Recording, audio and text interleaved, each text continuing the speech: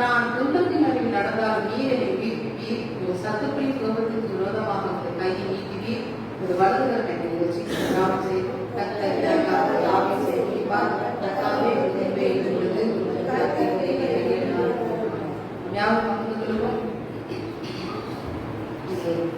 தாவீதின் சங்கீதம் 1ஆம் வசனத்திலே தாவீது 1-2-3 வசனத்தை அதை சொல்லுவதை குறித்து பார்க்கிறோம். உண்மை நான் உள்ளதை கொண்டு துதிப்பை தேவர்களுக்கு முன்பாக கீர்த்தனம் பண்ணுவேன் என்று சொல்லி நாங்கள் தாவீது சொல்கிறதை குறித்து பார்க்கிறோம். முழு இதயத்தோடு நான் கர்த்தரை துதிப்பேன். என்னுடைய பிள்ளைகளே, தேவனை ஆராதிக்க வந்திருக்கிற நாம் கர்த்தரை எப்படி துதிக்க வேண்டும்?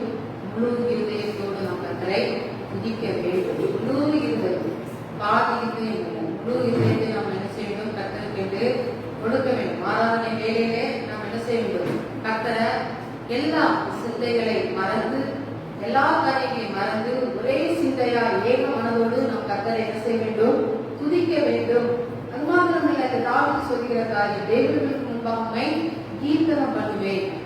தேவர்களுக்கு முன்பதாக இந்த தேசத்தின் அதிகாரிகளுக்கும் ராஜாக்களுக்கும் முன்பதாக நான் என்ன செய்வேன்? கர்த்தரை நான் துதிப்பேன் என்று சொல்கிறான். இன்றைக்கு நம்மளால சொல்ல முடியுமா? எந்த சூழ்நிலையா இருந்தாலும், எந்த ஒரு காரியமா இருந்தாலும், எல்லா சூழ்நிலையும் நான் கர்த்தரை துதிப்பேன் சொல்ல முடியுமா? நான் தாவீது சொல்கிறான், நான் தேவர்களுக்கு முன்பாக கீர்த்தனம் பண்ணுவேன். அப்போ தேவர்களுக்கு முன்பதாக அவன் எப்படி அவன் துதித்தான்? அங்கே உடன்படிக்கை பெட்டி வரும்போது அந்த உடன்படிக்கை பெட்டிக்கு முன்பதாக தாவீது என்ன செய்தான்? நடனம் பாடி துதித்தான் என்று சொல்லி நாம் வாசிக்கிறோம். அப்ப பாருங்க, ராஜாக்களுக்கு முன்பதாக, ஜனங்களுக்கு முன்பதாக அந்த தாவீது என்ன செய்யல? வெட்கப்படல. நம்ம ஆடினா யாரும் எதுவும் நினைப்பாங்க அப்படின்னு சொல்லி அவன் என்ன செய்யல? வெட்கப்படல. வெட்கப்படாதபடி அவன் நடனம் ஆடி துதித்தான் என்று சொல்லி நாம் பார்க்கிறோம். பெருமாள் செய்ய கூட நடனமாடி நான் சோதரிப்பேன் என்று சொல்லி அருமையான பாடல்களை எழுதியிருக்கிறார்கள். அப்ப நம்ம கர்த்தரை துதிக்கும் போது வெட்கப்படாதபடி நமக்கு எப்படி நம்ம ஃப்ரீயா ஆராதிக்க முடியுமோ அப்படி நம்ம கைகளை கரங்களை அசைத்து கரங்களை தட்டி நடனமாடி, நடனம்னா மற்றபடி உள்ள நடனம் அல்ல, ஆவியினை கடிகூர்ந்து நம்ம என்ன செய்ய வேண்டும்? கர்த்தரை துதிக்க வேண்டும், கீர்த்தனம் பண்ண வேண்டும்.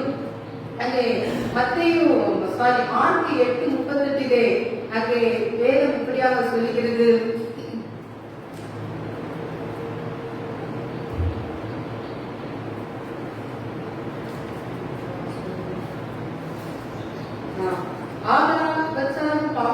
சந்ததியில் என்னை குறித்தும் என் வார்த்தைகளை குறித்தும் எவன் வெட்கப்படுவானோ அவனை குறித்து மனுஷகுமாரன் நமது பிதாவின் மகிமை கொண்டவராய் பரிசுத்த தூதர்களோடு வரும்போது வெட்கப்படுவார். அப்ப பாருங்க, அங்கே துன்மார்க்கமான ஜனங்கள் முன்பதாக கர்த்தருடைய நாமத்தை அறிவிப்பதற்கு நம்ம என்ன செய்யக்கூடாது? வெட்கப்படக்கூடாது. நம்ம வெட்கப்பட்டோம் என்றால் ஆண்டவர் வரும்போது ஆண்டவர் என்ன செய்வார்? தூதர்களோடு வரும்போது அவர் நம்ம குறித்து வெட்கப்படுவார் என்று சொல்லி வேதம் சொல்கிறது. அப்ப பாருங்க, நம்ம வெட்கப்படாதபடி கர்த்தரை நாம் ஆராதிக்க வேண்டும், துதிக்க வேண்டும் என்று சொல்லி தாவீது அப்படியாக தான் துதித்தான். ஆகவே அந்த சங்கீதத்தை நம்பியாக எழுதுகிறார். அது மாத்திரம் இல்ல, அங்கே பல காரியங்கள் இருந்தாலும் அவன் சொல்லுகிற காரியம், உமது வார்த்தையை நீ மகிமைப்படுத்தி இருக்கிறீர் 2ஆம் வசனத்துல. அப்போ ஆண்டவருடைய வார்த்தை என்ன செய்கிறார்? மகிமைப்படுத்தி இருக்கிறார். பல காரியங்கள், பல பிரஸ்தாபங்கள் பூமியிலே உலகத்திலே காரியங்கள் காணப்பட்டாலும் அவர்கள் சொல்லுகிற காரியம் அவருடைய வார்த்தையில ஒரு மகிமை, அவருடைய வார்த்தையில ஒரு வல்லமை. ஆண்டவர் வார்த்தையினால தான் என்ன செஞ்சாரு? உலகத்தை படைச்சார். வானம் உண்டாக்கப்படுதுன்னா வானம் உண்டாச்சு, பூமி உண்டாச்சு, இப்படியாக ஒவ்வொன்றாக படைத்தார். அப்போ அவருடைய வார்த்தை மிகவும் என்ன செய்கிறது? வல்லமை உள்ளதா இருக்கிறது. ஆண்டவர் சொன்னாரு, அந்த ஆண்டவர் வார்த்தையை எப்படி பயன்படுத்தி வியாதிஸ்தர்களை சுகமாக்கினார். குஷ்டரோகிகளை பார்த்து நீ சுத்தமாவாயாக என்று சொல்லுகிறார். உனக்கு உடனே ஆகக்கடவுள் சொல்றார். வார்த்தையை பயன்படுத்தும் போது அந்த வல்லமை புறப்படுகிறது. தேவனுடைய பிள்ளைகளே, அப்போ வார்த்தையை ஆண்டவர் என்ன செய்கிறார்? மகிமைப்படுத்தி இருக்கிறார். அப்போ அந்த வார்த்தையிலே ஆண்டவர் என்ன செய்கிறார்? நமக்கு பலனை தெரிகிறார். 3ஆம் வசனத்தில், நான் கூப்பிட்ட நாளிலே மருத்துவ வகை ஆத்மாவிலே பலத்ததனை தைரியப்படுத்துகிறீர். அநேக நாளில் நம்ம சோர்ந்து போறோம். சோர்ந்து நல்லா சொல்லிக்கிறோம், நல்லா வேதம் வாசிக்கிறோம், துதிக்கிறோம், நல்லா போகுது. சில நேரங்கள் நம்ம வாழ்க்கையில பிரச்சனையும் போராட்டம் வரும்போது நம்ம என்ன செஞ்சிடும்? சோர்ந்து போயிடும். சோர்ந்து போய் தொடர்ந்து ஓட முடியாத ஒரு சோர்வின் அனுபவம் எலியாவை போல. அப்ப பாருங்க, எலியா கூட சோர்ந்து போயிட்டான்னு சொல்லி நம்ம பார்க்கிறோம். அப்போ நம்ம வாழ்க்கையில் அப்படிப்பட்ட சோர்வுகள்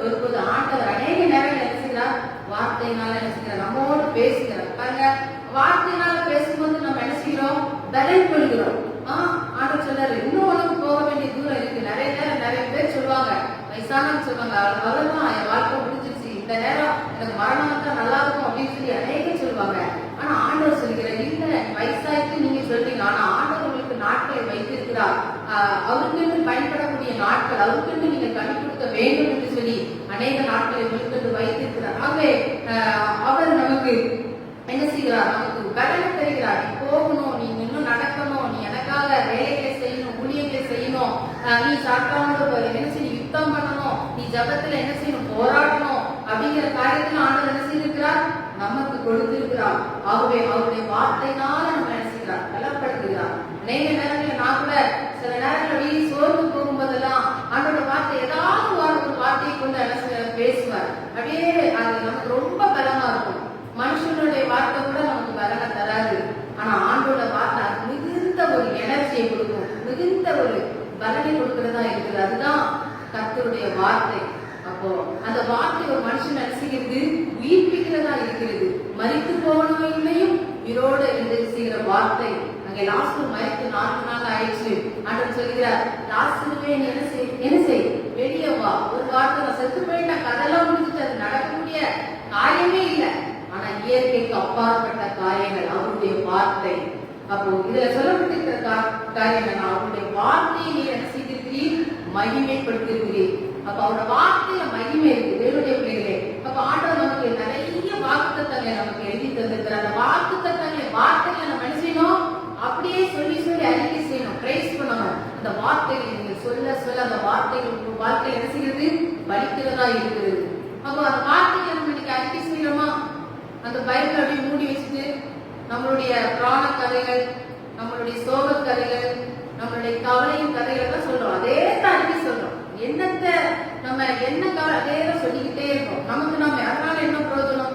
தேவ சொந்தத்தில் நீங்க சொல்லும் போது அது உங்களுக்கு பலமுள்ளதா இருக்கிறது. அவரோட வார்த்தையை சொல்லுங்க. ஆண்டவரே, நீங்க இப்படிலாம் எனக்கு வார்த்தை தந்திருக்கீங்களே, என் வாழ்க்கையில எப்படி இருக்கு, மாறமடைக்குது, போராட்டம் மாறமடைக்குது அப்படின்னு சொல்லி நீங்க அந்த வார்த்தையை வைத்து அந்த வார்த்தையை யூஸ் பண்ணுங்க. எந்த அளவுக்கு அந்த வார்த்தையை நீங்க சொல்லி ஜெபிக்கிறீங்களோ அந்த அளவுக்கு உங்களுக்கு விடுதலை. அப்ப இன்றைக்கு அநேக செய்யற காரியம் வேதத்தை நேசிக்கிறதுல, அதை வாசிக்கிறதுல, அந்த வார்த்தையை அறிக்கை செய்கிறதுல ஆண்டவர் வார்த்தையில வல்லமை உள்ளவராக இருக்கிறார். மகிமை உள்ள வார்த்தை. இன்றைக்கு இவ்வளவு நாள் நீங்க அதை பயன்படுத்தல, இன்றைக்கு நீங்க சொல்லுங்க அவரோட வார்த்தையில வல்லமை இருக்கு. வார்த்தையை கன்ஃபஸ் பண்ணுங்க, அறிக்கை செய்ய.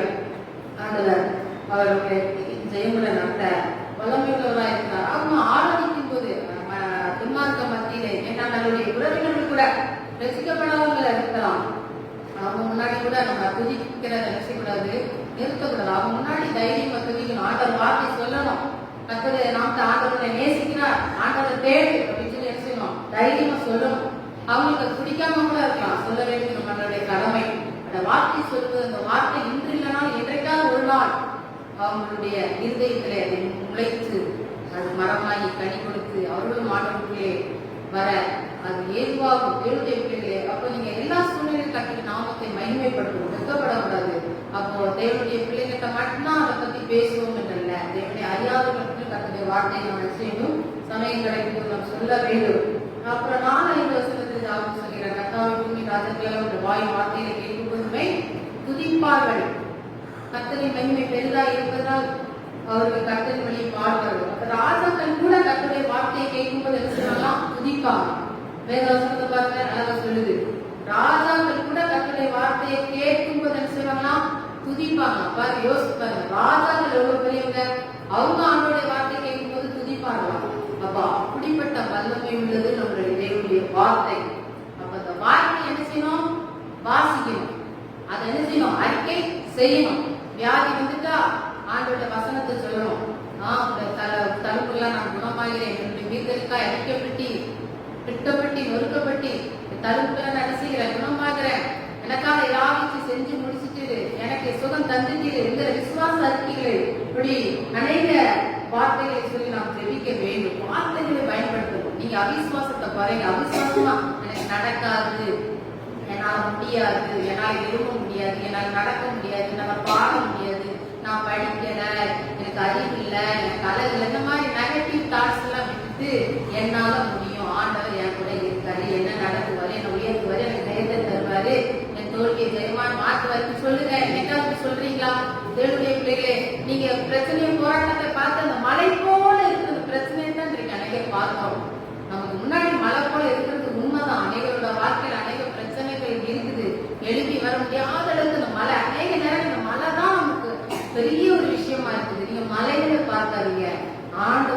உங்களுக்குள்ள இருக்கிற ஆண்டவரை பாருங்க.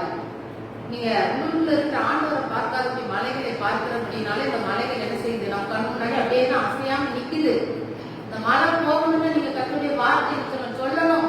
சத்துருவை துரத்தணும். வார்த்தை, நான் இயேசுவின் நாமத்துல குடும்பத்துல போராட்ட கொள்ளாத சத்துருவை உன்னை துரத்துகிறேன், போ போ அப்படின்னு என்ன சொன்ன அதட்டணும். அப்படியே பயந்து நடுக்கக்கூடாது. பயந்து நடந்தா உள்ள இருந்து என்ன செய்வான்? ஆளுகை செய்வான். போன் தோற்று அதிகாரத்தை வல்லமானவர்கள் தந்திருக்கிறார். அப்போ வார்த்தையை நாம் பயன்படுத்த வேண்டும். ராஜாக்கள் கூட என்ன செய்வார்களாம்? கண்டு சந்தோஷப்படுவார்கள். அவர்களுக்கு கூட துதிப்பார்கள். அப்போ அப்படிப்பட்ட வார்த்தை வடிவமாய் உள்ள ஆண்டவரை நம்ம என்ன செய்கிறோம்? ஆராதிக்கிறோம். 6-7 வசனத்துல பார்க்கும்போது 6வது வசனத்தில் கர்த்தர் உயர்ந்தவராய் இருந்து தாழ்மையை நோக்கி பார்க்கிற மேன்மையான தூரத்திலிருந்து அறிகிறார். அவர் உயர்ந்த தேவன், ராஜாதி ராஜா, அவர் பரலோகத்தின் தேவன், தெய்வ குமாரன். அப்படிப்பட்ட தேவன் அவர் தன்னை தாழ்த்தி மனித ரூபமாய் மனித சாயலாய் என்ன செய்தார்? அவர் பிறந்தார். மனுஷனாய் பிறக்க வேண்டிய என்ன அவசியம்? ஒரு ராஜாதி ராஜா, உலகத்தை ஆளுகிற ஒரு மன்னன், அரசர். அவர் எதுக்கு மனுஷனா பிறக்கணும்? ஆனா அவரு நினைக்கல நம்ம ராஜா, நம்ம பெரிய ஆளு அப்படின்னு நினைக்கல. அவர் தன்னை அடிமையின் ரூபமாக்கி தாழ்மையாக்கி ஆண்டவர் என்ன செய்தார்? தாழ்மையாய் வந்தார். அப்ப அவரே தன்னை தாழ்த்தும் போது அவரை ஆராதிக்கிற நாம எவ்வளவாய் தாழ்த்த வேண்டும்? அவரால் உண்டாக்கப்பட்ட ஜனம் மண்ணினால்தான் அவர் நமக்கு உண்டாக்கி ஜீவனை கொடுத்திருக்கிறார். அப்போ நம்மளை படைத்த தேவனே தன்னை தாழ்த்தி, அவர் தன்னை தாழ்த்தி இருக்கும் போது நாம் உண்டாக்கின தேவனை நாம என்ன செய்யணும்? நம்மை தாழ்த்தணும். அப்போ அவரை ஆராதிக்கிறேன், நான் ஆராதிக்கிறேன் அப்படின்னு சொல்றோம். ஆனா தாழ்மையுடன் ஆராதிக்கிறோமா? நம்ம கர்த்தருடைய சமூகத்தை நம்ம தாழ்த்துறோமா? அநேக நேரங்கள்ல நமக்குள்ள மேட்டிமை வந்துருது. என்ன வருது? கொஞ்சம் மத்தவங்களோட கொஞ்சம் நல்ல ஜோன தெரிஞ்சா, ஓ நான் அவங்களோட ரொம்ப பெர்ஃபெக்டா ஜோம் பண்றேன், ரொம்ப நீண்ட நேரம் ஜோம் பண்றேன், இல்ல கொஞ்சம் பாடுறதுங்க, நான் பெரிய சிங்கர், எனக்கு நல்லா தெரியும், பாட்டு நல்லா வரும், பிரசங்கம் பண்ணது எனக்கு பிரசங்கம் நல்லா வரும், எனக்கு எல்லாம் நல்லா வரும், ஆனா என்ன கம்பெனி அவங்களுக்கு ஒண்ணும் தெரியல அப்படின்னு சொல்லி நம்ம நாமே மார்க் போட்டு நம்ம நாமே என்ன செய்கிறோம்? உயர்த்தி கொள்கிறோம். அப்போ எல்லாவற்றும் நம்ம கர்த்தருடைய சமூகத்தில் தாழ்த்தணும். கர்த்தரை ஆராதிக்கணும்னா நம்ம தாழ்த்தி ஆராதிக்கணும். அந்த ஆராதனை ஆண்டவர் பிரியப்படுகிறார். தாழ்மையுள்ள ஆண்டவர் என்ன செய்கிறார்? நோக்கி பார்க்கிறார். தாழ்மையோட நம்ம அண்டிக்கணும். நம்ம மனுஷனிடத்துல சில அதிகாரிகள் இருப்பாங்க, இல்லைன்னா பெரிய கோடீஸ்வரர்கள் இருப்பாங்க. அவங்ககிட்ட போய் ரொம்ப தாழ்ந்து நம்மளை தன்னை தாழ்த்தி நம்ம ஒரு பிச்சைக்காரங்க மாதிரியும் நம்ம ஒரு அடிமை மாதிரியும் அவங்க பெரிய நம்மள ரொம்ப தாழ்த்தி இருக்கிறதுனால அவங்க நமக்கு இறங்கிடுவாங்களா? அவங்க நம்ம வைத்திருவாங்களா? நம்ம வாழ்க்கையை வைத்திருவாங்களா? நம்ம கடன் அடைச்சிருவாங்களா? நமக்கு காலத்துல உதவி செஞ்சிருவாங்களா? கிடையாது. அந்த தாழ்மையை கர்த்தரிடத்துல கொடுங்க. ஆண்டவரே நான் ஒண்ணு இல்ல நீங்கதான் உயர்த்தணும். இல்லப்பா என்ன கண்ணோக்கி பாருங்க. கானானிய ஸ்திரீ தன்னை தாழ்த்தினா. நாய்க்கு போடும் அப்பத்துண்டு மேஜிலிருந்து அப்பத்துண்டு வயசிலிருந்து கீழே விழுந்தா அந்த நாய்களுக்கு சமமாய் சொல்லுகிறார், நாய்களுக்கு இன்னுமே என்று சொல்லி ஆண்டவர் அதை காண பரவாயில்ல அப்படின்னு சொல்லி தன்னை தாழ்த்துறான். அப்படிப்பட்ட ஒரு தாழ்மை கிடைக்கிற நமக்குள்ளே வேண்டும். என்னுடைய பிள்ளைகளே, தன்னை தாழ்த்தி கர்த்தரை ஆராதிக்கணும். தாழ்மை ஒண்ணும் இல்ல. நம்ம ஒருத்தங்க ரொம்ப புகழ்றாங்களா, நீங்க அப்படி சொல்லாதீங்க, அப்படி புகழாதீங்க, எல்லா மகிமை கர்த்தருக்குன்னு சொல்லணும். அப்போ நம்மளோட வாழ்க்கையில தாழ்மையை கழித்தவங்களா கர்த்தரை நோக்கி பார்க்கும்போது ஆண்டவர் நமக்கு உதவி செய்கிறார். மேட்டிமையானவனை தூரத்திலிருந்து அறிகிறார். அப்போ தாழ்மையா நம்ம இருக்கும்போது ஆண்டவர் நமக்கு உதவி செய்ய முடியும், இறங்கி வர முடியும். கானானிய ஸ்திரீயோட வாழ்க்கையில என்ன செய்ய முடியல? அவளுடைய வாழ்க்கையில மகனுக்கு விசாசு போராட்டம், பயங்கர வேதனையில அவள் இருக்கும்போது கர்த்தருடைய சமூகத்துல அவர் சொல்றார், நாய்க்கு போடுகிற அப்ப துண்டுகள்னாலும் பரவாயில்ல ஆண்டவரே, நாயின்னு சொல்லி சொன்னபோது கூட ஆண்டவர் அவ கோபப்படல, தாழ்த்துற. ஆமா ஆண்டவரே எனக்கு உதவி செய்யும் சொல்லி கேட்டபோது ஆண்டவர் இறங்கினான். அப்படிப்பட்ட ஒரு தாழ்மை நமக்கு வேண்டும். அவங்க தேவனுடைய பிள்ளைகளே, தாழ்மையோட நோக்கி பார்க்கிற தேவனாக இருக்கிறார். நான் 7வது வசனம், துன்பத்தின் நடுவிலே நடந்தாலும் நீரினை உயிர்ப்பிப்பேன், சத்துருக்களின் கோபத்துக்கு விரோதமாக கையை நீட்டினேன். நான் துன்பத்தின் நடுவில் நடந்தாலும் ஆண்டவர் உயிர்ப்பிக்கிற தெய்வம். அநேக நேரங்கள் நம்ம துன்பத்தின் வழியா நடக்கிறோம். சில நேரம் நல்லா போய்கிட்டு இருக்கு வாழ்க்கை சந்தோஷமா போகுது, சில நேரம் வேதனை வருது, சில நேரம் கண்ணீர் வருது, சில நேரம் துக்கம் வருது, சில நேரம் நிந்தை வருது, சில நேரம் அவமானம் வருது. நமக்கு விரோதமா எத்தனையோ மக்கள் எழுப்புறாங்க. பயங்கர நிந்த, நெருக்கம், அவமான, நெருக்கடி, அதாவது சொல்லவே முடியாத எப்பக்கமும் பவுல் சொல்றாங்க, எப்பக்கமும் நான் நெருக்கப்பட்டு ஒடுங்கினால் மோகமில்லை. இன்றைக்கு நம்முடைய வாழ்க்கையிலையும் கூட அப்படி இருக்கு. நெருக்கம், எல்லா பக்கமும் நெருக்கம், மூச்சு கூட விட முடியாத ஒரு சூழ்நிலை, பயங்கர ஒரு நெருக்கடியான ஒரு சூழ்நிலையில நாம் நடந்தாலும் நீர் என்னை உயிர்ப்பிக்கிற தேவன், நம்ம ஆராதிக்கிற தேவன் உயிர்ப்பிக்கிற தேவன். அந்த நெருக்கடியிலே வச்சு கொள்ளுகிற தேவன் அல்ல, அதுல உயிர்ப்பிக்கிற தேவன், செத்து போனவனை உயிரோடு எழுப்புகிற தேவன், துன்பத்துல நடக்கிற பிள்ளைகள் ஆண்டவர் உயிரை கொடுக்கிற தேவன். அப்படிப்பட்ட தேவன் ஆண்டவர் நமக்கு இரக்கம் செய்கிறவராய் இருக்கிறார். அப்போ அவர் நம்மளை உயிர்ப்பிக்கணும், அவருடைய ஆசீர்வாதத்தை நமக்கு தரணும்னா அதுக்கு முந்தின அவசரத்துல நம்ம தியானித்தது போல 6வது வசனம் நாம என்ன செய்யணும், தாழ்த்தி கொடுக்கணும். அப்பொழுது ஆண்டவர் நம்மளை உயிர்ப்பித்து அவருடைய உதவியின் தரத்தை நீட்டி ஆண்டவர்கள் ஆசீர்வதிப்பார். 8வது வசனம், கர்த்தர் எனக்காக யாவை செய்து முடிப்பார், கர்த்தாவே கிருபை என்றும் உள்ளது. தாவீது சொல்கிறார், எனக்காக யாவை செய்து முடிப்பார் என்ற விசுவாசத்தோடு நம்பிக்கையோடு அவன் சொல்றார், எனக்காக ஏசப்பா செய்து முடிப்பார். நம்ம கூட அப்படித்தான் சொல்லணும். சில பிரச்சனை, சில சத்துருக்கள், சில மனிதர்கள் கூட நம்மகிட்ட சவால் விட்டு பேசலாம். உன் காரியம் எப்படி இருக்குத, இது நடக்குமா, இதனால செய்ய முடியுமா அப்படின்னு சொல்லி சவால் விட்டு பேசலாம். சொந்தங்கள் பேசலாம், நண்பர்கள் பேசலாம், இல்ல நமக்கு நெருங்கியவர்கள் யாராவது சொல்லலாம், உன் பிரச்சனை எப்படி இருக்குது, எப்படி இதுல இருந்து மீண்டு வருவ, உனக்கு இது நடக்குமா நடக்காதா அப்படிலாம் பேசலாம். அப்படி சொல்லணும், கர்த்தர் எனக்காக யாவையும் செய்து முடிப்பார். எனக்காக சொல்ல முடியுமா? எப்படி நீங்க அந்த உரிமையை சொல்ல முடியும்? நான் எப்படி சொல்லுவேன்? இப்ப நான் எங்க அம்மா இருக்காங்க, எங்க அப்பா இருக்காங்க, நான் என்ன சொல்லுவேன், இது எங்க அம்மா அப்படின்னு நான் எப்படி சொல்லுவேன்? பெருமையில மாறுபடுத்தி சொல்லுவேன். இதே இது அடுத்தவங்களுக்கு இவங்க எங்க அம்மான்னு சொல்லுவேனா? சொல்ல மாட்டேன். நீங்க சொல்வீங்களா? சொல்ல மாட்டீங்க. அதே போல நாம் ஆராதிக்கிற தேவன் நம்ம ஒவ்வொருக்கு தகப்பனா இருக்கிற உங்க தகப்பன், உங்களுடைய தாய். அப்ப நீங்க சொல்லுங்க, எனக்காக அவர் செய்வார். அந்த விசுவாசம் உங்களுக்கு எப்ப வரும்? நீங்க அவரோடு தாழ்மையோடு அண்டி இருக்கும்போது, அவரோடு நடக்கும்போது நீங்க சொல்லுவீங்க, தைரியம் எனக்காக செய்வார். இதான கூடாதுதான், மனுஷனால கூடாது, பெரிய மழை தான் முடியாது, எனக்காக செய்வார். எனக்காக ஏன் செய்வார்? உங்க மேல ஆண்டவர் என்ன செய்கிறார்? அன்பா இருக்கிறார், கிருபையா இருக்கிறார், அக்கறையா இருக்கிறார், ரத்தத்தை கொடுத்து உங்களை மீட்டு இருக்கிறார். ஆகவே அவர் உங்களுக்காக என்ன செய்வார்? யாவற்றையும் செய்து முடிப்பார். இந்த விசுவாசத்தை நீ அறிக்கை சொல்லணும், எனக்காக செய்வார் செய்வார் சொல்லி பாருங்க. அநேக நேரங்கள் நம்ம அதை சொல்ல முடியல. காரணம், இந்த பிரச்சனை பெருசா இருக்குது, நமக்குள்ள விசுவாசம் வரமடைக்குது, அவிசுவாசம். நம்ம அப்படியே பலகீனப்பட்டு போகிறோமே, அப்படியே தோல்வி தழுவி கொண்டு போகிறோமே, தோல்வியில அழிஞ்சிருவோமோ, வெட்கப்பட்டுருவோமோ அப்படின்னு சொல்லி அநேக நேரங்களிலே அப்படிப்பட்ட சூழ்நிலைகள் வந்தாலும் நம்ம என்ன சொல்லணும்? கர்த்தரை விசுவாசத்தோடு சொல்லணும், கர்த்தர் எனக்காக யாவை செய்து முடிப்பார். உங்களுக்கு விசுவாசம் இருக்கோ இல்லையோ அந்த வார்த்தை அடிக்கடி சொல்லுங்க, எனக்காக செய்வார் செய்வார். நீங்க ஆண்டவரோட அப்பா மாதிரி நினைக்கிறேன், உரிமை கொண்டாடி பேசுங்க, எனக்காக செய்வார். நான் என் வாழ்க்கை நிறைய நேரம் சொல்லுவேன். சில நேரம் நிறைய பேர் சொல்லுவாங்க, இது உன்னால முடியுமா, இதெல்லாம் உனக்கு நடக்காது, நிறைய பேர் சொல்லிட்டு. நான் சொல்றேன், எனக்காக, உங்களுக்காக இல்லைன்னா எனக்காக ஆண்டவர் செய்வார். என் பிள்ளைகளும் அதை பார்த்துருக்குறாங்க, என் கணவரும் அதை சொல்லுவாங்க, பரவாயில்லையே நீ சொன்ன மாதிரியே உனக்கு நடந்துட்ட அப்படின்னு சொல்லுவாங்க. அதுதான் சாட்சி. சில நேரம் ஒரு முடியாத ஒரு தாட்ஸை சொல்லும் போது எனக்கு முடியும், எனக்கு யாருக்காக இல்லாட்ட எனக்காக செய்வாங்க. என்னுடைய பிள்ளைகளே, நீங்க உங்க குடும்பத்தை, நீங்க ஒரு நபரா இருக்கலாம், உங்க குடும்பம் ரசிக்கப்படாம இருக்கலாம், நீங்க ஒருத்த கர்த்தர் உண்மையா நீங்க ஆராதிக்கலாம். உங்க ஆராதிக்கிற அந்த ஆராதனை உங்களுக்காக ஆண்டவர் இறங்குவாங்க அந்த குடும்பத்துக்கு. அப்ப நீங்க உண்மையா இருக்கணும். ஒருத்தர் உங்க குடும்பத்துல ஒருத்தர் ரசிக்கப்படுத்தாலும், ஒருத்தர் கர்த்தரை ஆராதிச்சாலும் நீங்க என்ன செய்யணும்? உண்மையா ஆராதிச்சு கர்த்தரை தாழ்மையா நீங்க அண்டிக் கொண்டு நீங்க ஆராதிக்கும் போது உங்களுடைய தாழ்மையின் உண்மையான அந்த இதத்தை பார்த்து ஆண்டவர் உங்கள் குடும்பத்தில் இருக்கிற காரியங்களை நெருக்கடிகளாக மாற்றுவார். அப்போ கர்த்தர் உங்களுக்காக யாவற்றையும் செய்து முடிக்கிற தேவனாக இருக்கிறார். வேதனையோடு, துக்கத்தோடு, தோல்வியோடு வந்திருக்கிற தேவனுடைய பிள்ளைகளே, நீங்க சொல்லுங்க, என் வாழ்க்கையில எனக்கு நன்மையா எசப்பா செய்து முடிப்பா. ஏற்கனவே சிலுவையில் எல்லாவற்றையும் செய்து வச்சு எனக்கு முடிச்சுட்டாரு. அந்த ஆசீர்வாதத்தை சுதந்திரிக்கிறது உங்களுடைய வேலையா இருக்குது தேவனுடைய பிள்ளைகளே. ஆகவே அந்த ஆசீர்வாதத்தை நீங்க பெற்றுக்கொள்ளுங்க, தேவனுடைய சமூகத்தை பெற்றுக்கொள்ளுங்க.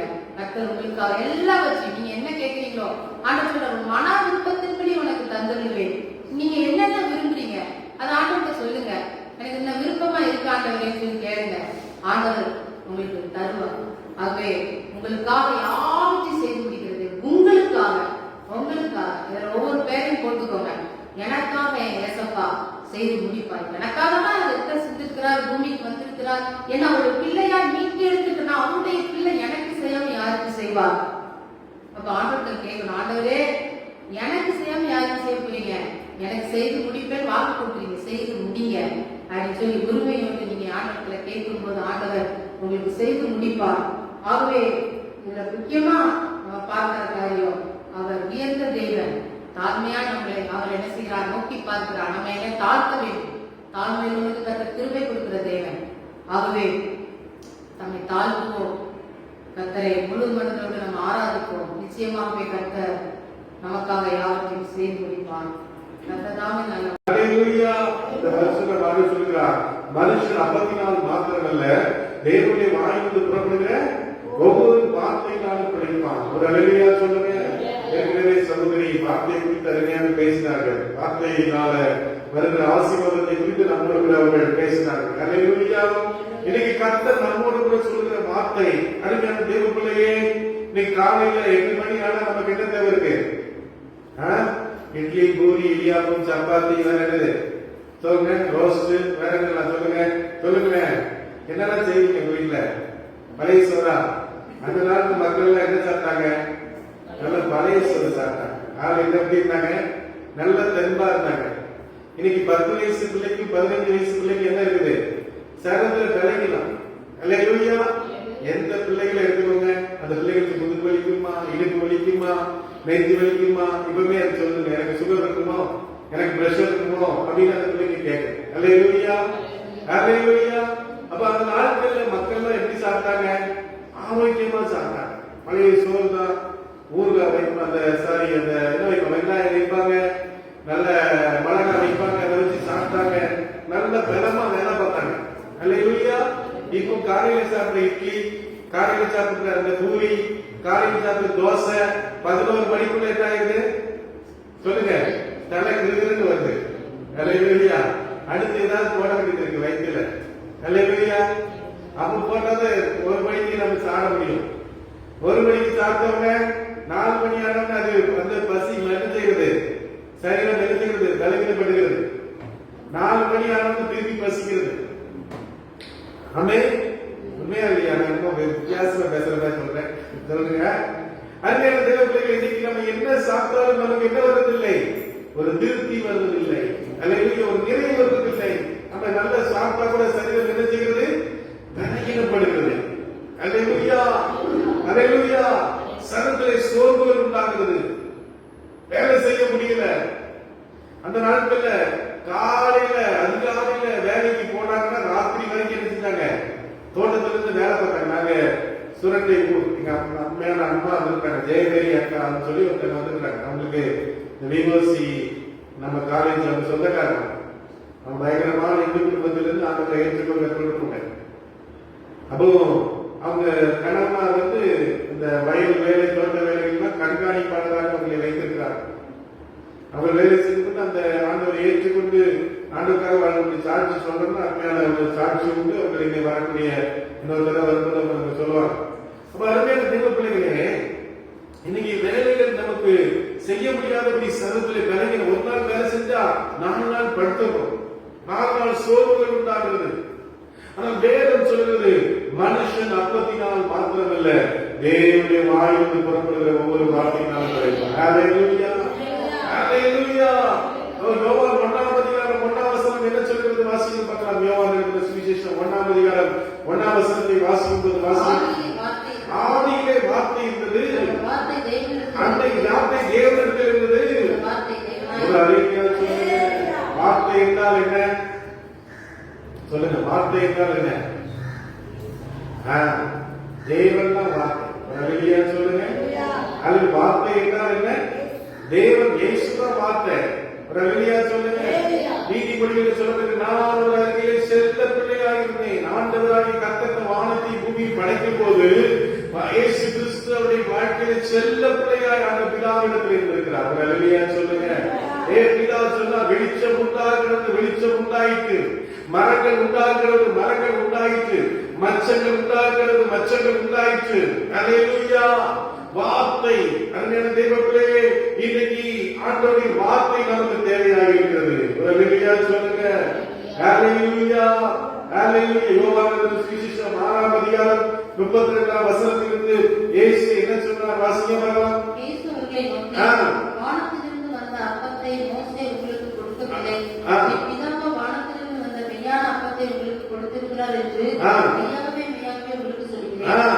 வானத்திலிருந்து இறங்கி உங்களுக்கு ஜீவனை கொடுக்கிற அப்பமே தேவன் அருளிய அப்பம். வானத்திலிருந்து இறங்கி வந்து ஜீவனை கொடுத்த அப்பம். ஒரு அல்லேலூயா சொல்லுங்க. அல்லேலூயா. வானத்திலிருந்து இறங்கி யார் வந்தா? இயேசு கிறிஸ்து. அல்லேலூயா. அவர் உங்களுக்காக எனக்காக எதை கொடுத்தார்? சொல்லுங்க, சொல்லுங்க. ஜீவனை கொடுத்தார். ஒரு அல்லேலூயா சொல்லுங்க. நீங்க புருஷனை நேசிக்கலாம், மனைவியை நேசிக்கலாம். ஆனா புருஷன் ஒருவேளை அவர்கள் மறித்து விட்டா நம்ம அவங்க கூட மறிக்க முடியுமா? அல்லேலூயா. அந்த நாட்கள் என்ன பண்ணாங்க? உடற்கட்டை இருந்துச்சு. புருஷன் மறித்த உடனே மனைவி எழுதிவாங்க, அந்த அக்கினியில போட்டு அப்படியே கொளுத்திவாங்க, கதற கதற கொளுத்தி கொண்டுவாங்க. ஆனா இப்ப அப்படி இல்ல. புருஷன் மறித்தாலும் கூட மனைவி செய்யறாங்க, உலகத்திலே வாழ்கிறார்கள். மனைவி மறித்தாலும் கணவன் வாழ்கிறார்கள், பிள்ளைகள் மறித்தாலும் பெற்றோர்கள் வாழ்கிறார்கள். அல்லேலூயா. அப்ப நம்முடைய அன்பு எப்படிப்பட்ட அன்பு? ஒரு வரமுறைக்குட்பட்ட அன்பு. அல்லேலூயா. இயேசு கிறிஸ்துவின் அன்பு எப்படிப்பட்டது? அளவில்லாத அன்பு. அல்லேலூயா. அள்ள அள்ள குறையாத அன்பு, ருசிக்க ருசிக்க தெரியாத அன்பு, சொல்ல சொல்ல முடியாத அன்பு, எங்கே இல்லாத அன்பு. அல்லேலூயா. இயேசுவின் அன்புக்கு என்னல்ல? நீளம், ஆழம், அகலம், உயரம் இல்லை. அவர் சொல்றாரு. அப்போ ரோமர் 8ஆம் அதிகாரத்திலே ஆண்டுடைய அன்புக்கு நீளம், ஆழம், அகலம், உயரம் என்ன செய்யல? இல்ல. ஆண்டவர் சொல்றாரு, நான் வானத்திலிருந்து இறங்கின அப்பம். அல்லேலூயா. மத்தேயு 4ஆம் அதிகாரத்திலே பிசாசன் ஆண்டவரிடத்திலிருந்து வந்து சொன்னான், நீ ஜீவனுடைய தேவனுடைய குமாரனான இந்த கல்லுகளை நீ என்ன செய்யணும்? அப்பமாக்கணும். அல்லேலூயா. எதுக்காக அவர் அப்பமாக்க சொன்னான்? எதுக்காக அப்பமாக்க சொன்னா சொல்லுங்க பார்க்கலாம். ஆண்டவர் மண்ணில் இருந்து தான் யாரை உண்டாக்கினார்? மனிதனை உண்டாக்கினார். அல்லேலூயா. அல்லேலூயா. இப்ப அவருக்கு கல்ல அப்பமாக்க முடியுமா? முடியாதா? சொல்லுங்க. முடியும். அவர் யாரும் செய்யல. பிசாசுக்கு எதிர்த்து நில்லுங்கள், அது உங்களை விட்டு ஓடிடும். அல்லேலூயா. அல்லேலூயா. திருடன் திருடவும் கொல்லவும் அழிக்கவும் என்று வேற ஒன்றுக்கும் வரா. பிசாசு சொல்லுவான், பரவாயில்ல, நீ இப்படி பண்ணு, அதனால ஒன்றும் பிரச்சனை இல்லை, இப்படி பண்ணலாம், தப்பு இல்ல, நல்லா சொல்லுவான். ஆண்களுடைய பிள்ளைகளை கூட வச்சு சொல்லுவான். குடிக்காரே சொல்லுவான், செய்யுமா, இது பண்ணுப்பா, ஆசிரியர் சொல்லுவான். நீ பாத்தீங்களா, நிறைய திருச்சதைகள்ல சினிமா பாடல் பாடுறாங்க. சினிமா பாடல் பாடி தான் இதான் பிரசனம், தெய்வ பிரசனம் இறங்கி வருதுன்னு சொல்றாங்க. நம்ம அதெல்லாம் விட்டு வந்திருக்கிறோம். ஒரு காலத்துல நம்மள சினிமாக்கு அடிமையா இருந்தோம். அல்லேலூயா. பாவத்துக்கு அடிமையா இருந்தோம், டிவிக்கு அடிமையா இருந்தோம். இன்னைக்கு கர்த்தர் நம்ம விடுவித்து இருக்கிறார். ஒரு அல்லேலூயா சொல்லுங்க. பிசாசு என்ன பண்றான்? ஊழியக்காரர்கள் மூலமாக சபைக்குள்ளே கொண்டு வரான். நீ பாவம் செய்யலாம், மனைவி இருக்கும்போது என்ன செய்யலாம்? இன்னொரு மனைவி நீ வைத்துக் கொள்ளலாம், தவறு இல்லை. மனைவி பிடிக்கிறது அவளை தட்டி விட்டு, வேதம் சொல்லுகிறது, ஒரு மனைவியை தள்ளிவிட்டு இன்னொருத்தியை திருமணம் செய்கிறவர் யாரு? விபச்சாரக்காரர். இன்னைக்கு பாருங்க, கடந்த நாட்களில் ஒரு ஊழியக்காரர் சொன்னார், இன்னைக்கு கோர்ட்ல நிறைய என்ன இருக்குது? விவாகரத்து வழக்குகள் இருக்குது. அதுல கிட்டத்தட்ட 60% யாரு? கிறிஸ்தவர்கள். அல்லேலூயா. கிறிஸ்தவர்கள் தான் குடும்பத்துல போய், எனக்கு இந்த பொண்ணு வேண்டாம், இந்த பையன் வேண்டாம், ஒரு தும்மலை சகிக்க முடியல, ஒரு கொரட்டையை சகிக்க முடியல, எதுக்கெல்லாம் விவாகரத்து தான்? மனைவி ரொம்ப கொரட்டை விடுறான், என் புருஷன் கொரட்டை விடுறான், வாழ் நாடு. வேதத்திலே நான் வாசித்தோம், யோபு சொன்னார், நீ யோபுடைய மனைவி என்ன சொன்னார்? நீ தேவனை தூஷித்து ஜீவனை விட்டு. அவன் அவ்வளவு சம்பாத்தியம் பண்ணான், அவ்வளவு ஒரு ஆஸ்திகாரனா இருந்தான். ஆனா வாழ்க்கையில என்ன வந்துச்சு? கஷ்டம் வந்துச்சு. ஒரு அல்லேலூயா சொல்லுங்க. வாழ்க்கையில என்ன வரும்? கஷ்டமும் வரும், சந்தோஷமும் வரும். ஒரு அல்லேலூயா சொல்லுங்க. இது ரெண்டு காலத்துல தான் என்னது? வாழ்க்கை எப்பவுமே நல்லாவே இருக்காது. ஒரு தொழில் செய்கிறாங்க ஒருத்தங்க, எப்ப பார்த்தாலும் அவங்களுக்கு பிசினஸ் நல்லா ஓடிட்டு இருக்குமா, திடீர்னு ஒரு லாஸ் வரும், திடீர்னு ஒரு கஷ்டம் வரும். அப்ப அந்த கஷ்டத்துல இருந்து அவங்க எழுப்பி திருப்பி கர்த்தரை கொண்டு போவார். ஒரு அல்லேலூயா சொல்லுங்க. அல்லேலூயா. வேதத்தில் நீதிமான் ஏழுல விழுந்தாலும் அவன் எழுந்திருப்பான். வாழ்க்கையில எத்தனையோ கஷ்டங்கள், ஒரு நம்ம வாழ்க்கை ஒரு 50 வருஷம், ஒரு 60 வருஷம், ஒரு 70 வருஷம் வாழ்க்கைக்குள்ள எத்தனையோ பிரச்சனைகளை நம்ம பார்க்கிறோம், எத்தனையோ போராட்டங்களை நம்ம பார்க்கிறோம், எத்தனையோ நம்மளால தாங்க கூட முடியாத ஒரு சூழ்நிலைகளை நம்ம பார்க்கிறோம். ஒரு அல்லேலூயா சொல்லுங்க. ஆனால் தேவன் எல்லாவற்றையும் நமக்கு சேர்த்தை கொடுக்கிறவராய் நல்ல கரங்களை தட்டி சொல்லுகிறார். ஹalleluya, ஹalleluya, ஹalleluya. இயேசு கிறிஸ்து அன்னைக்கு 5 அப்பம் 2 மீனை எடுத்து எத்தனை பேருக்கு போஷித்தார்? 5000 பேருக்கு போஷித்தார். ஒரு அல்லேலூயா சொல்லுங்க. ஹalleluya. அவரிடத்தில் இருந்தது வெறும் 5 அப்பம் தான், 2 மீன் தான். அதை வைத்து தேவன் போஷித்தார். இன்னைக்கு முன்னிடத்தில் இருக்கிற அந்த கொஞ்சம் காரியங்கள், கொஞ்சம் வைத்து தேவையை கர்த்தர் சந்திக்க வல்லவராக இருக்கிறார். அல்லேலூயா. நீ அநேக வழிகள் நடக்கலாம். என்கிட்ட 10 ரூபாய் தானே இருக்குது, 100 ரூபாய் தானே இருக்குது, என்ற காசே இல்லையே. கர்த்தர் உன் குறைவுகளை நிறைவாக்குற தேவன். அல்லேலூயா. உன்னை ஆசீர்வதிக்கிறதை சொன்னார். நான் உன்னை ஆசீர்வதிப்பேன், நான் உன்னை பெருக பண்ணுவேன். அல்லேலூயா. நான் உன்னை பெரிய ஜாதியாய் மாற்றுவேன். அல்லேலூயா. வேதம் சொல்லுது, ஆபிரகாமுடைய வாழ்க்கையிலே அவன் நம்புவதற்கு ஏதும் இல்லாதிருந்தும், அவனுடைய வாழ்க்கையிலே ஆசீர்வதிக்கப்படுவதற்கு ஏதும் இல்லாதிருந்தும், அவன் கர்த்தரை விசுவாசித்தபடினாலே கர்த்தரை அவனை ஜாதிகளுக்கு தகப்பனாய் மாற்றினார். என்ற கரவேதனை கர்த்தரை சோதனை பண்ணுங்க. இந்த காலங்களில் அருமையான தேவனுடைய நீ தேவனை நீ விசுவாசிப்பாயானால், அல்லேலூயா, உன் முழு இருதயத்தோடு, முழு ஆத்மாவோடு, நீ முழு பலத்தோடு நீ தேவனை நம்புவாயானால் தேவனுடைய வாழ்க்கையில் அற்புதம் செய்வார். அல்லேலூயா. உன் தேவைகளை சந்திப்பார். அல்லேலூயா. மத்தேயு 26ஆம் அதிகாரம் 26ஆம் வசனத்தை வாசிக்கும்போது வாசிக்க பார்க்கலாம். மத்தேயு 26ஆம் அதிகாரம் 26ஆம் வசனத்தை வாசிங்க. போஜனம் பண்ணுகிறீர்கள். இயேசு அப்பத்தை எடுத்து ஆசீர்வதித்து அதை பிட்டு சீஷர்களுக்கு கொடுத்து வாங்கி புசியுங்கள், இது என்னுடைய சரீரமாய் இருக்கிறது. ஒரு அல்லேலூயா சொல்லுங்க. அப்பம் என்றால் என்ன? ஆண்டவருடைய சரீரம். அல்லேலூயா, அல்லேலூயா. இன்னைக்கு கர்த்தருடைய பந்தி நமக்கு இருக்குது, ஆண்டவருடைய சரீரம் இருக்கிறது. இந்த அப்பத்தை நாம் வாங்கி புசிக்கிற தெய்வ பிள்ளைகளாக நாம் இருக்க வேண்டும். அல்லேலூயா, அல்லேலூயா. அப்போ அப்பம் என்பது தேவனுடைய சரீரமாக இருக்கிறது. அல்லேலூயா. நாம் யார் சொல்லுங்க? நாம் யார் சொல்லுங்க? நாம் யார் சொல்லுங்க? சொல்லுங்க, சொல்லுங்க. தப்ப சரியா சொல்லுங்க. நம்ம யாரு? தேவனுடைய சரீரத்தினுடைய அவயவங்கள். அதுல ஒரு சரீரத்துல என்ன இருக்குது?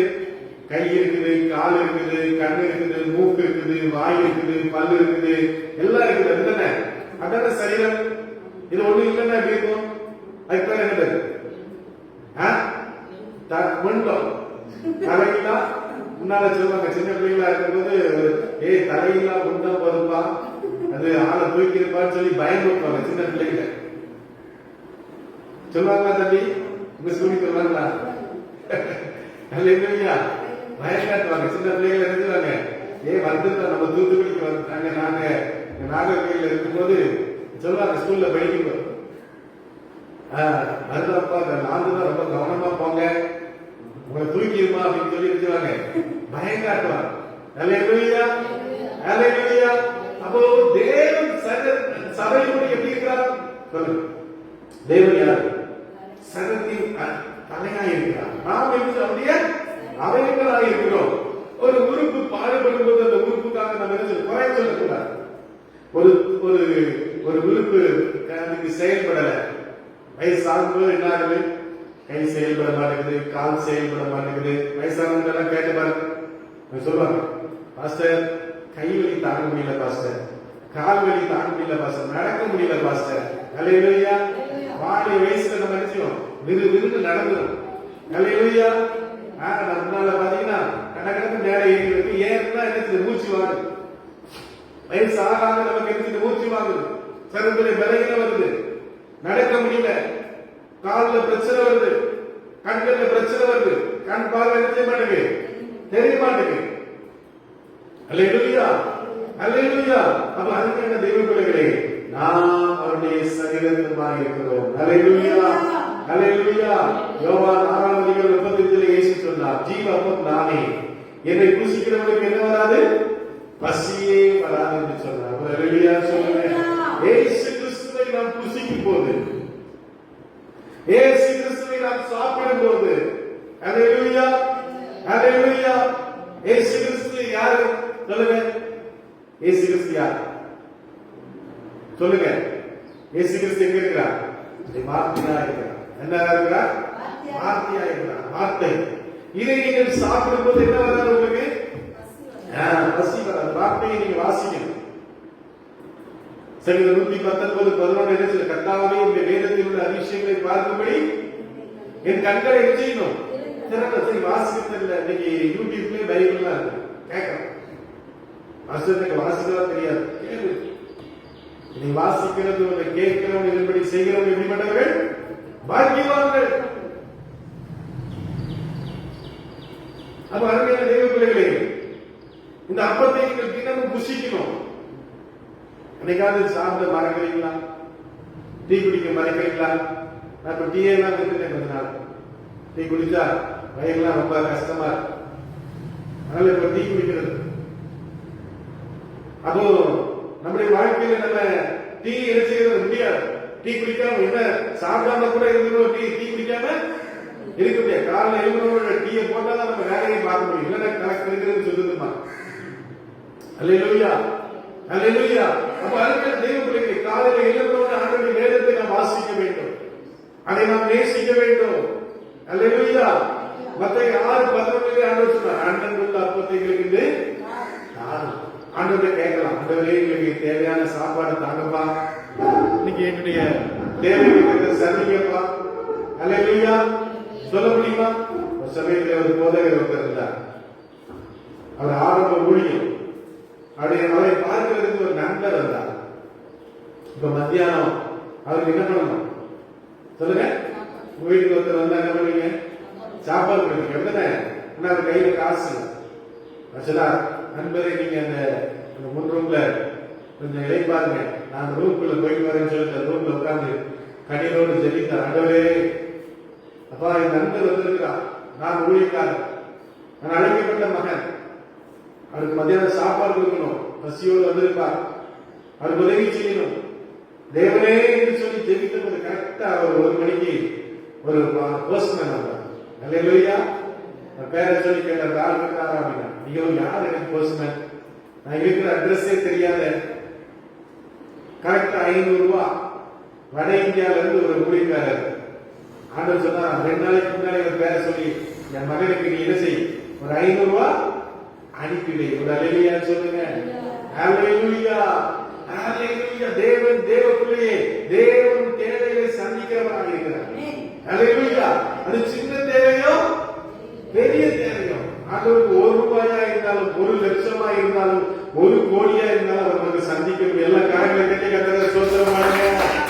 அல்லேலூயா. 1 ரூபாய்க்கு நம்ம தேவனை விசுவாசிக்கிறோம் சொல்லுங்க. 1 ரூபாய்க்கு நம்ம சில நேரத்தில் நம்மகிட்ட காசே இருக்காது. அப்ப 1 ரூபாய் இருந்தா நல்லா இருக்குமே, நம்ம அந்த 1 ரூபாய்க்காக கர்த்தரை நம்ம விசுவாசிக்கிறோமா? அல்லேலூயா. அல்லேலூயா. ஆண்டவருடைய தேவையை ஒரு போதகர் சொன்னார். அவருடைய வாழ்க்கையில பாத்தீங்கன்னா விசுவாச வாழ்க்கை.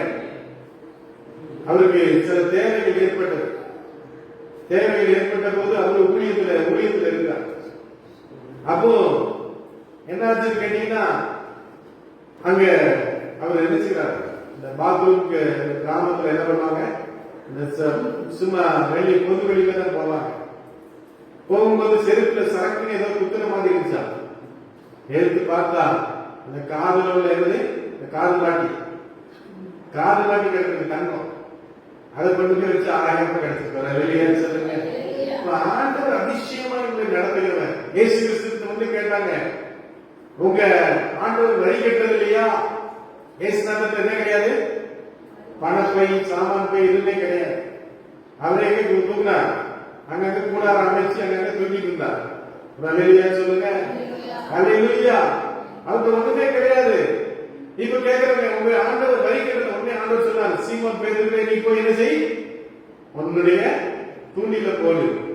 அப்ப ஒரு மீன் கிடைக்கும். அந்த மீன் வாயில இருந்து மீனை வாயை திறந்து பாரு, அதுக்குள்ள என்ன இருக்கும்? ஒரு வெள்ளி காசு இருக்கும். அதை உனக்கும் எனக்கு கொடு. அது சொல்லுங்க. ஹல்லேலூயா. நம்முடைய தேவன் ஆச்சரியமானவர், நம்முடைய தேவன் அதிசயமானவர், நம்முடைய தேவன் நம்முடைய தேவைகளை சந்திக்கிற எலியா என்று சொல்லக்கூடிய மனுஷன் நம்மை போல பாடுள்ள மனுஷன். அவனுடைய வாழ்க்கையிலே அவன் சொன்னான், ஆகா தீர்க்கதரிசியை பார்த்து, என்னுடைய வார்த்தையின்படியே பனியும் மழையும் என்ன செய்யாது, பெய்யாதுன்னு சொன்னான். விசுவாசமா சொல்லிட்டான். ஆனா நடந்தது என்ன செய்யல? பனியும் மழையும் பெய்யல. ஆகாரம் தேவை. என்ன கொண்டு வந்துச்சு? காகங்கள் அவனுக்கு உணவை கொண்டு வந்தது. அல்லேலூயா. காகத்தினுடைய குணம் என்னது? திருடுற குணம். காகம் என்ன பண்ணும்? கையில எதாவது வச்சிருந்தா என்ன செய்யும்? புடிக்கிட்டு போயிடும். ஆனா கர்த்தர் பாருங்க, காகத்தின் மூலமாய் கர்த்தரை போஷித்தார். அல்லேலூயா சொல்லுங்க. ஒரு குடும்பம் ஜோமிட்டு இருந்தாங்க. ஆண்டவரே, அது ஒரு தேவனுடைய பிள்ளைகள், ஆண்டவரே எலியாவை காகத்தை கொண்டு போஷித்தீரே, எங்களையும் போஷிங்கப்பா போஷிங்கப்பா ஒவ்வொரு நாள் ஜோமமாமா. அந்த தெருவில் இருந்த குடும்பக்கார பசங்க ஒரு செத்த காக்காவை என்ன பண்ணிட்டாங்க, தூக்கி அந்த வீட்டுல போட்டாங்க. அவங்களுக்கு ரொம்ப மனசு கஷ்டமா இருந்துச்சு. ஆண்டவரே, என்னப்பா காகத்தை கொண்டு போஷிப்பீங்கன்னு சொன்னீங்களே, இப்போ ஒரு செத்த காக்கா இருக்குதுன்னு சொல்லி, சரி காக்காக்குள்ள என்ன இருக்கு, காக்கா வெட்டி பார்த்தா அதுக்குள்ள ஒரு தங்க சங்கிலி இருக்கு.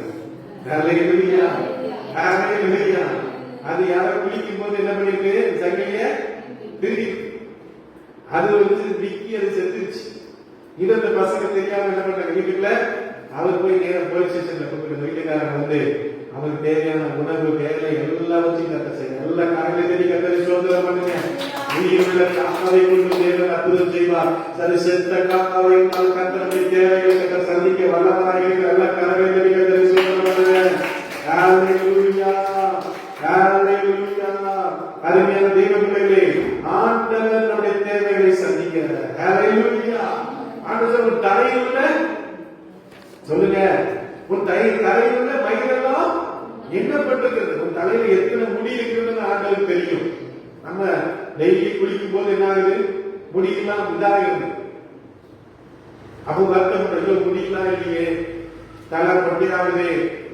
முடி வளர்றதுக்கு என்னெல்லாம் போடுறோம், சீயக்கா போடுறோம், நிறைய யூடியூப்பை பார்த்து நிறைய கலந்து இதெல்லாம் போட்டுலாம் பார்க்கிறோம். சில நேரத்துல முடி வளர்ந்து, சில நேரத்துல என்ன செய்யல, வளரது இல்லை. ஆனா ஆண்டவர் தலையுள்ள முடியெல்லாம் எண்ணப்பட்டிருக்கிறது. அல்லேலூயா சொல்லுங்க.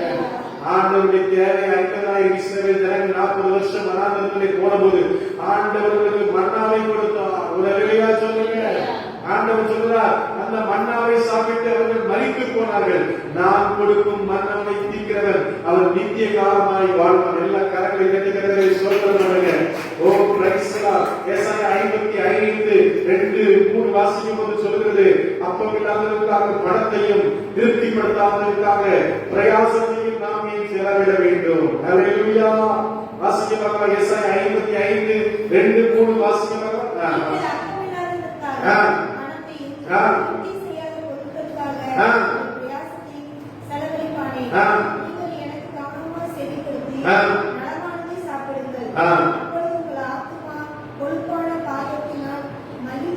ஆண்டவர் சொல்றார், நீங்கள் என்ன செய்வீங்க, கொழுப்பானவை மாறுவீர்கள். ஒரு அல்லேலூயா சொல்லுங்க.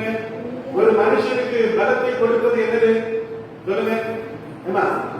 ஒரு மனுஷனுக்கு நல்ல சக்தியா இருக்கிறது என்னது, கொழுப்பு. கொழுப்பு தான் என்ன செய்யும், உடம்புல நம்ம கொழுப்பு சேர்க்க மாட்டோம். கொழுப்பு அதிகம் பரவாயில்ல, கொழுப்பு அதிகமான பரவாயில்ல. இன்னைக்கு நம்முடைய உடல் உறுப்புகள் எல்லாம் செயல்படுவதற்கு என்ன தேவை, கொழுப்பு தேவை, கொலஸ்ட்ரால். அதான் ஒரு வண்டி ஓடணும்னா அதுக்கு என்ன தேவை, வண்டி, ஒரு பைக்கு, ஒரு கார் ஓடணும், ஆயில். ஆயில் பாத்தீங்கன்னா ஆயில் போடுவாங்க, அந்த கம்பு மாதிரி இருக்கிற கிரீஸ் போட்டாதான் என்ன செய்யும், அதெல்லாம் இந்த ஓடும், இந்த இதெல்லாம் வீடெல்லாம் சக்கரை சுத்தம் எல்லாம் செய்யும். அதே போல நம்முடைய சரீரத்திலே செயல்படுவதற்கு நமக்கு என்ன தேவை, கொழுப்பு தேவை. அது ஆண்டு ஆண்டவருடைய வசனமாய் காணப்படுகிறது. ஒரு அல்லேலூயா சொல்லுங்க. ஆண்டவருடைய வார்த்தையாக இருக்கிறது. எரேமியா 15:16 இந்த வார்த்தைகள் வந்தபோது நான் அதை என்ன செய்தேன்? அதை உட்கொண்டேன். அல்லேலூயா, அல்லேலூயா. ஆண்டவர் சொன்னார், நீங்களும் போய்விட மனதாய் இருக்கிறதோ என்று சொல்லக்கூடிய யோவான் 6:6 சொல்லப்படுகிறது. ஆண்டவரே, யாரிடம் போகும் நித்திய ஜீவன் தரும் வார்த்தைகள் உங்களிடத்தில் இருக்கிறது அப்பா. அல்லேலூயா. அது 1 கொரிந்தியர் 10:3-4 அவர்கள் எல்லாரும் ஒரே ஆன்மீக போதகத்தை சாப்பிட்டார்கள், ஒரே ஆன்மீக பாதத்தை கொடுத்தார்கள். ஏனென்றால் அவர்கள் ஆன்மீக கண்மலையில் இருந்த அந்த இதை குடித்தார்கள். அந்த கண்மலை கிறிஸ்துவே. ஒரு அல்லேலூயா சொல்லுங்க. அந்த கண்மலையாகிய கிறிஸ்து உங்களுக்கு என்ன செய்தார் சொல்லுங்க. அவர் பலத்தை கொடுக்கிறவராக இருக்கிறார், சக்தியை கொடுக்கிற, தைரியத்தை கொடுக்கிற. வாஸ்தவமா சொன்னாங்க பாத்தீங்களா? கர்த்தர் எனக்கு நான் கூட சொல்ல சொல்றேன், அப்பா இப்படி இருக்க சூழ்நிலை, எப்படி இருக்கிற தேவைகள், எப்படி இருக்க, இப்படி போராட்டமா இருக்குன்னு சொல்லும்போது நாங்க சொல்லுவாங்க, உங்களுக்காக செய்யலன்னா கூட கர்த்தர் எனக்காக செய்வார். ஒரு அல்லேலூயா சொல்லுங்க. எனக்காக கர்த்தர் அற்புதம் செய்வார். நான் அவரை விசுவாசிக்கிறேன், நான் அவரை நம்புகிறேன். என் வாழ்க்கையில் அற்புதம் நடக்கும், என் தேவைகள் சந்திக்கப்படும். ஒரு அல்லேலூயா சொல்லுங்க. விசுவாசிக்கிறவனுக்கு எல்லாம் கூடும். அல்லேலூயா. அநேக நேரத்தில் பிசாசு என்ன கொண்டு வருவான்? அவிசுவாசத்தை கொண்டு வருவான், பயத்தை கொண்டு வருவான். அந்த லாசருவை வைத்து எத்தனை நாள் ஆச்சு? 4 நாள் ஆச்சு. சகோதரிகள் சொன்னாங்க, 4 பேர். நானே வீட்டிலும் ஜீவனுமாய் இருக்கிறேன், என்னை விசுவாசிக்கிறவன் மரித்தாலும் என்ன செய்வான்? பிழைப்பான். தேவர்களே, வாழ்க்கையில எல்லாம் முடிஞ்சு போச்சு இருந்தாலும், எல்லாமே வாழ்க்கை லாஸ்ட் கண்டிஷன் இருந்தாலும், ஆண்டவர் திரும்ப ஒரு துவக்கத்தை, திரும்ப ஒரு ஆரம்பத்தை இந்த வாழ்க்கையில தேவன் கொடுக்க வல்லவராய் இருக்கிறார். ஓ, நீ பயந்து போகாதே, நீ கலங்கி போகாதே, நீ தைரியமாயிரு. ஒருவேளை நீ சிறைச்சாலைக்கு போக நேர்ந்தாலும், ஒருவேளை நீ சிங்க கேள்வியை போட நேர்ந்தாலும், ஒருவேளை நீ அக்கினி சுவாலை வழியாக நீ நடக்க நேர்ந்தாலும், ஓ பிரைஸ் தி லார்ட். ஹalleluya, ஹalleluya. அந்த நாட்களில் நான் ஒரு சாட்சியை கேட்டேன், பயங்கரமான சாட்சி. பாஸ்டர் அந்த ஊழியக்கார ஸ்ரீசேகர் நினைக்கிறேன் ஐயா, அவருக்கு குட்டி குழந்தை, அதுக்கு பிறந்து ஒரு 5 மாசமா 6 மாசமா இருக்கும் போல. குழந்தைக்கு பயங்கர காய்ச்சல், ஆஸ்பத்திரிக்கு தூக்கிட்டு போயிருக்காங்க. ஆஸ்பத்திரிக்கு தூக்கிட்டு போனோடனே என்ன ஆச்சு பாத்தீங்கன்னா, டாக்டர் பார்த்து சொன்னாங்க, காட்டுல என்ன இருக்குது, பிரச்சனை இருக்குது, உடனே என்ன பண்ணணும், ஆபரேஷன் பண்ணணும். குட்டி குழந்தை, பச்சை குழந்தை, காட்டுல என்ன பண்ணணும், ஆபரேஷன் பண்ண மாட்டாங்க. உடனே இவங்க அந்த ஆஸ்பத்திரி காரியங்கள்லாம் முடிச்சுட்டு திருவனந்தபுரத்துக்கு போயிருக்காங்க. திருவனந்தபுரத்துக்கு போனா, திருவனந்தபுரத்துல போன உடனே எடுக்க மாட்டாங்க.